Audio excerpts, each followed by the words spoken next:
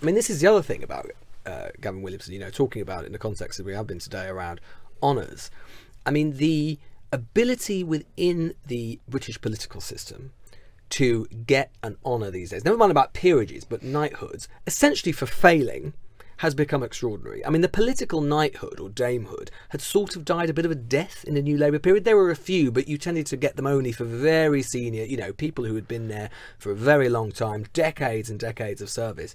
Increasingly, and it was really resurrected by David Cameron, the idea of getting a political knighthood, not an OBE or an MBE, the sort of thing, you know, a little lollipop lady has to serve 40 years or 50 years to get an MBE, invited down to the palace, go and see the king and whatever, but going straight to the top of a political knighthood for doing nothing more than basically being an MP, or sometimes just leaving the cabinet as a little bauble. I'm sorry, Gavin, you know, we're going to have to ask you to leave the cabinet, but don't worry, it can be Sir Gavin from now on. It's become extraordinary. I was totting up now, I think there are now 33 knights or dames on the Conservative backbenches. It would be even more when you consider the number of people, so that's about 10% of the Conservative Parliamentary Party. That would be even more if you consider all of the people who have left Parliament in the last few years. Essentially these days, either if you've been a long-serving backbencher and you've never got ministerial office, or you've had to leave ministerial office but it's a bit of a sort of sop to you, chances are you can get a knighthood or a damehood pretty easily, which is pretty shocking, really.